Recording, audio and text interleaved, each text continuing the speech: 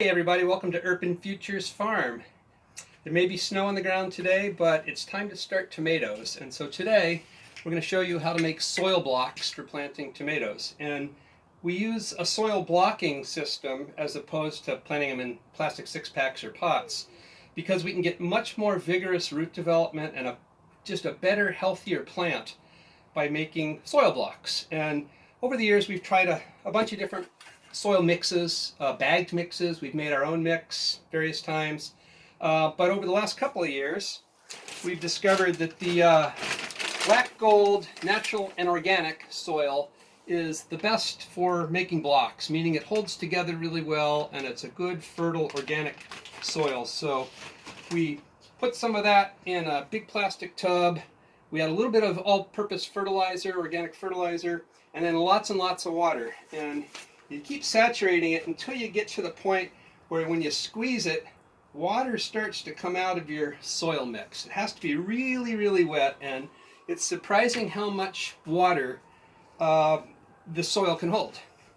But if you don't get enough water in the soil and you don't get the block mix right, then your blocks don't hold together and the whole thing doesn't work. So we've made our soil mix here. Now we're going to use our soil blocker, Johnny's soil blocker. They come in different sizes, but this one happens to be a 2-inch block, 4 blocks per thing. So basically what you do is you take your soil blocker and you jam it down into the soil a couple times, kind of spin it around, push it really hard, and then it comes up, and it comes up loaded with soil, just like that. So then you come over here, you put your blocker down, you push down, you lift up, and you have a row of 4 soil blocks with the little dimple in the middle that you're going to put your seed in. So to fill a tray like this, it'll hold 50 blocks, which is really a great number. Just a nice round number to work with. It also works well for us because we have just shy of 50 shares in our CSA. So for example, if I'm blocking lettuce or whatever, I make 50 lettuce blocks, plant 50 lettuce plants. I know I'm going to have enough lettuce for everybody in the CSA for that particular week when that lettuce comes in. So make a couple more rows of blocks here, just like that. And if you find that the blocks are falling apart as you pick them up, then that means it's too dry.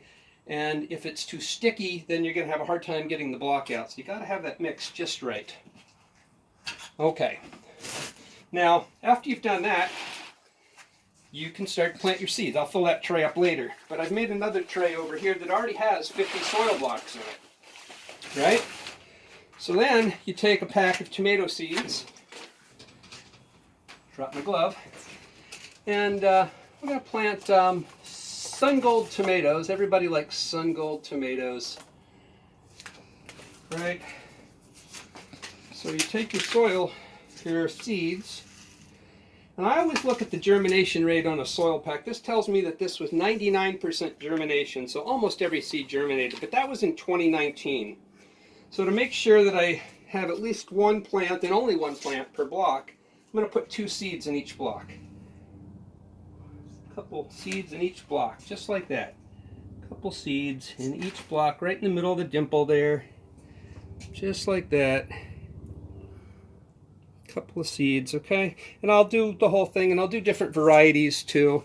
We're planting lots of tomatoes today. We always plant lots of tomatoes. We grow lots of tomatoes. We sell lots of tomato starts. You folks that like tomatoes for your own garden can come buy these plants in April and May for your own gardens. But once we've put them in like that, then all we have to do is close up the hole.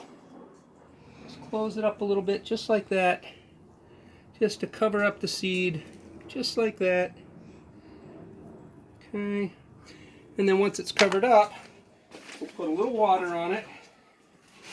Spritz a little water to make sure the block is just good and wet, like that. And that's all there is to it. And I've already made another tray full of seeds here. So I also make little labels. So we've got 3 different varieties in this tray. We have an indigo cherry for 3 rows, and we have 3 rows of black cherry. And we have 4 rows of Super Sweet 100. These are all cherry tomatoes. And then this tray will go up into our propagation room where we can have a constant 75-degree temperature and that's where they'll germinate. So it'll take, you know, anywhere from, sometimes they're really fast, 3 or 4 days. Sometimes it'll take a week, 10 days, and then they'll germinate. And once they come up, you'll have, you know, depending on how many seeds you put in, 1 or 2, maybe sometimes even 3 tomatoes. And then you'll go ahead and cull them out so that you only have 1 tomato per block.